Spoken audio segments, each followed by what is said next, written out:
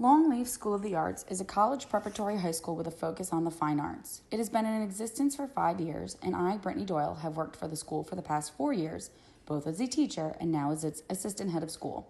In just 5 years, LSA has moved from its original location at 207 East Hargett Street in downtown Raleigh to 9400 Forum Drive in North Raleigh, while construction was completed at our new home at 322 Chapin Oak Drive in Raleigh. In 5 years, our Flying Squirrel population has doubled in size of its students and staff members. To learn more about Longleaf, it's important to better understand who we are. Longleaf's mission statement reads as follows: Longleaf School of the Arts will develop students into confident, responsible, and successful contributors in college, career, and community through mentorship and a challenging curriculum that integrates academics and the fine arts. Our school was founded by 2 former North Carolina Governor School instructors who believed high school students deserved a rigorous academic environment that followed 3 instructional theories: Renzulli's enrichment model, creative problem-solving model, and Mortimer Adler's Paideia model, mixed with a focus in the fine arts. Our school serves students in grades 9 through 12, as our students are educated following the North Carolina Essential State Standards, Common Core Standards, and additionally, College Board Standards outlined for advanced placement courses. After a meeting to discuss my ideas with Mrs. Rachel Davis, Longleaf's head of school, we agreed that my efforts should be spent building a partnership in which our 9th and 10th grade parents became more involved and knowledgeable about the state-required end-of-course exams in Math 1, English 2, and Biology. In recent years, LSA has noticed a downward trend in our Math 1 and Biology scores as a result of students entering our school below grade level. This has led us to discuss new ways to involve parents, thus resulting in our first annual EOC Information Night held on April 11, 2018. Our school currently has 314 students. Of those students, 10% receive free or reduced lunch benefits. Our demographics consist of 62% Caucasian students, 19% Black Americans, 9.6% Hispanic, and 8% of our population make up 2 or more of our subgroups. Upon beginning this SLP, I needed to first identify the EOC teachers I would need to work with and find a way to identify the students and parents we wanted to meet with first due to underperformance. I met with 2 teachers, and LSA brought in a consultant from LIFT, Education Consulting and School Design.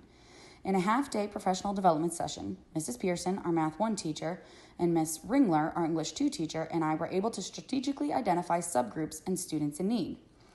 We then identified 3 key ways to involve parents and students in the end-of-course assessment preparation process. The first, sending personal invites to families of students who are in need of small group tutoring and remediation. Our second idea was to host a second parent-teacher conference day, initially inviting students in jeopardy of not passing EOC courses, and our last idea was to host an evening information session for all parents of students enrolled in EOC courses, including Math 1, English 2, and Biology.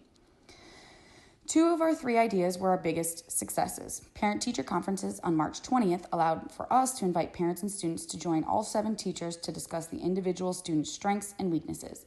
In each meeting, the team worked to develop an agreed-upon plan for each student that would play to their strengths while improving upon their areas in need.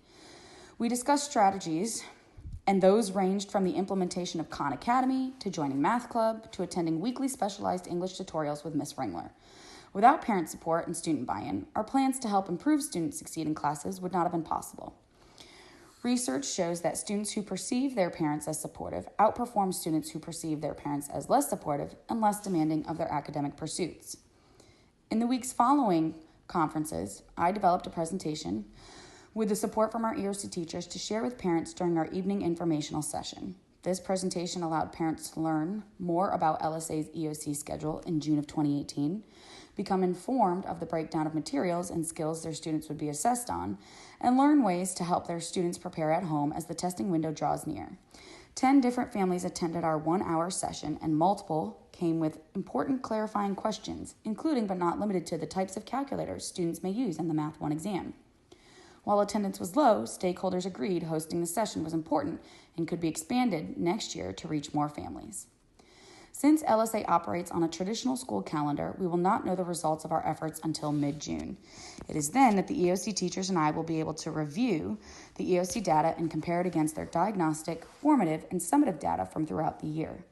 It is our hope that the school will see improvement in our student scores, particularly those we identified as underperformers in second semester.